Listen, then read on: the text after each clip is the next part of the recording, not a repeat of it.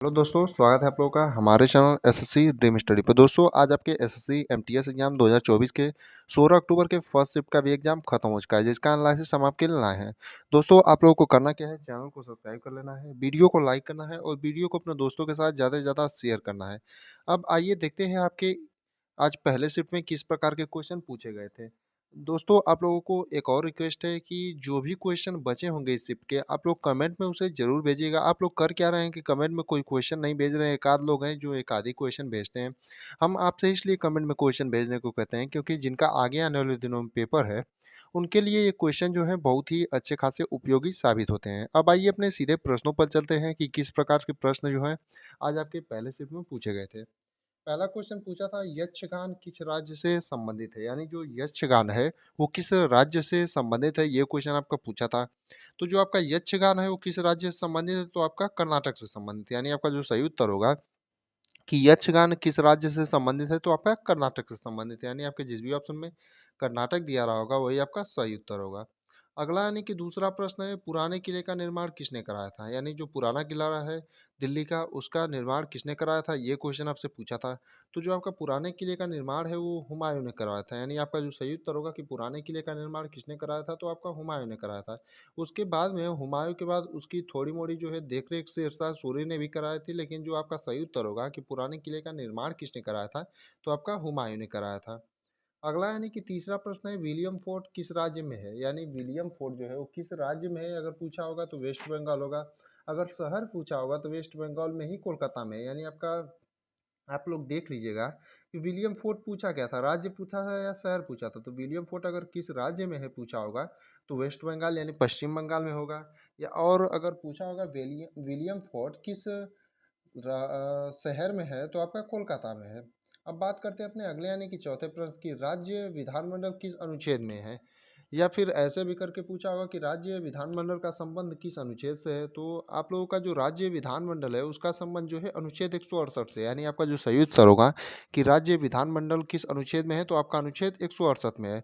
दोस्तों आप लोगों को फिर से कहना चाहेंगे हम कि अगर जो भी इसमें क्वेश्चन बचे होंगे उसे आप लोग कमेंट में ज़रूर भेजें, ताकि हम उसका जो है आपको फिर से एक मिक्सअप वीडियो बना करके बता पाएँ। लेकिन आप लोग करते क्या है, पहले, दूसरे, तीसरे शिफ्ट का मिला करके एक आधी क्वेश्चन आप लोग भेजते हैं, जिसके कारण हम मिक्सअप वीडियो जो है तीनों शिफ्टों का नहीं बना पाते हैं। अगर आप लोग सभी क्वेश्चन भेजते हैं तो हम 75 क्वेश्चन का जो रात के टाइम में एक मिक्सअप वीडियो बनाते हैं, और वो वीडियो आपके लिए बहुत ही ज़्यादा उपयोगी साबित होते हैं। तो आप लोगों से रिक्वेस्ट है कि आप लोग जो भी क्वेश्चन बच रहे हैं उन्हें कमेंट में ज़रूर भेजें।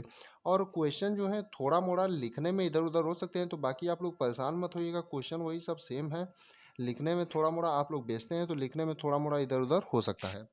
अब बात करते हैं अपने अगले प्रश्न की, जो कि विज्ञान से संबंधित था। C2H6 का नाम क्या है, यानी C2H6 का आपका आईपीएससी नाम हो सके तो आपसे पूछा था। तो C2H6 का जो नाम है आपका वो होगा एथेन। यानी कि C2H6 का आपका नाम क्या था, तो एथेन था। यानी आपके जिस भी ऑप्शन में एथेन दिया रहा होगा वही आपका सही उत्तर होगा। अगला यानी कि छठा प्रश्न है, पंडित रविशंकर को कौन सा पुरस्कार 4 बार मिला है। ये क्वेश्चन इस प्रकार से पूछा होगा, या फिर ऐसे पूछ सकता है कि ग्रैमी अवार्ड किसको 4 बार मिला है, यानी जो ग्रैमी अवार्ड है वो किस व्यक्ति को 4 बार मिला है, तो पंडित रविशंकर को मिला है। अगर इस प्रकार पूछा हो कि पंडित रविशंकर को कौन सा पुरस्कार 4 बार मिला है, तो ग्रैमी अवार्ड होगा। या फिर ऐसे करके भी पूछ सकता है कि ग्रैमी अवार्ड किस व्यक्ति को 4 बार मिला है, तो आपका जो सही उत्तर होता पंडित रविशंकर होता। तो आप लोग देख लीजिएगा कि क्वेश्चन किस प्रकार से पूछा था। तो आपका पंडित रविशंकर को कौन सा पुरस्कार 4 बार मिला है, तो आपका ग्रैमी अवार्ड, यानी आपके जिस भी ऑप्शन में ग्रैमी अवार्ड दिया रहा होगा वही आपका सही उत्तर है। एक क्वेश्चन आपका ऑटोबायोग्राफी से था, गेटिंग अ ग्रिप किसकी आत्मकथा है, यानी गेटिंग अ ग्रिप जो है वो किसकी आत्मकथा है, ये क्वेश्चन आपसे पूछा था। तो जो गेटिंग अ ग्रिप वो आत्मकथा है वो किसकी है, मोनिका सेलेस की। यानी आपका जो सही उत्तर होगा कि गेटिंग अ ग्रिप किसकी आत्मकथा है, तो मोनिका सेलेस की होगी। यानी आपके जिस भी ऑप्शन में मोनिका सेलेस दिया रहा होगा वही आपका सही उत्तर होगा।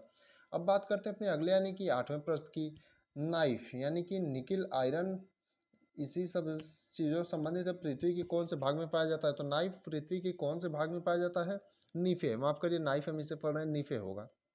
नीफे पृथ्वी के कौन से भाग में पाया जाता है, तो क्रोड में पाया जाता है। यानी आपका जो सही उत्तर होगा कि नीफे पृथ्वी के कौन से भाग में पाया जाता है, तो नीफे जो होता है वो पृथ्वी के क्रोड वाले हिस्से में पाया जाता है। यानी आपका जो सही उत्तर होगा क्रोड होगा। अगला यानी कि नवा प्रश्न है, ओडिसी नृत्य को 2000 में किसने पुनर्जीवित किया। यानी ओडिसी जो नृत्य है आपका उसे सन 2000 में किसने पुनर्जीवित किया गया, यानी कि ओडिसी जो नृत्य है लगभग ख़त्म होने की कगार पर था, यानी कि उसका जो अंत एक समय पर चल रहा था। तो उसे 2000 में, सन 2000 में उसे किसने जीवित किया था, किस व्यक्ति ने, ये क्वेश्चन आपसे पूछा था। तो जो आपका सही उत्तर होगा केलुचरण महापात्रा होगा, यानी ओडिसी नृत्य को सन 2000 में केलुचरण महापात्रा ने जीवित किया था। यानी आपके जिस भी ऑप्शन में केलुचरण महापात्रा दिया रहा होगा वही आपका सही उत्तर होगा। अगला यानी कि 10वां प्रश्न है, लव किस खेल से संबंधित है। तो लव जो है आपका किस खेल से संबंधित है, तो आपका बैडमिंटन से संबंधित है, यानी आपके जिस भी ऑप्शन में बैडमिंटन होगा वही आपका सही उत्तर होगा। यानी कि लव किस खेल से संबंधित है, तो आपका बैडमिंटन से संबंधित है। अगला और अंतिम प्रश्न, जो कि आज की शिफ्ट में हमें पहले शिफ्ट में सिर्फ 11 प्रश्न ही मिले थे, और जो भी प्रश्न बचे हों फिर से आप लोगों को बता देना चाहेंगे कि उसे कमेंट में आप लोग जरूर भेजिए, और जिन भी प्रश्नों में गलती हो वो भी कमेंट में जरूर बताइएगा। जैसे एक भाई में ने कल बताया था हमें, जैसे लिखने में थोड़ा सा गलती हो गया था, पानीपत का तीसरा युद्ध 1761 में हुआ था, गलती से हमने पानीपत सिर्फ बोल दिया था, उसके बाद कुछ नहीं बोला था। तो आप लोग उसी प्रकार से गलतियां भी बताएं। तो अंतिम प्रश्न है, किस देश ने नरेंद्र मोदी को अपना सर्वोच्च सम्मान दिया था, यानी कौन सा वो देश है जिसने नरेंद्र मोदी को अपना सर्वोच्च सम्मान दिया था। तो अगर आपके ऑप्शन में फिजी होगा तो वो भी सही है, और पपुआ न्यू गिनिया होगा तो वो भी सही है। तो दो देशों ने आपका जो है नरेंद्र मोदी को अपना सर्वोच्च सम्मान दिया था, तो फिजी और पपुआ न्यू गिनिया। अब आप लोग देख लीजिएगा कि ऑप्शन में दिया क्या था।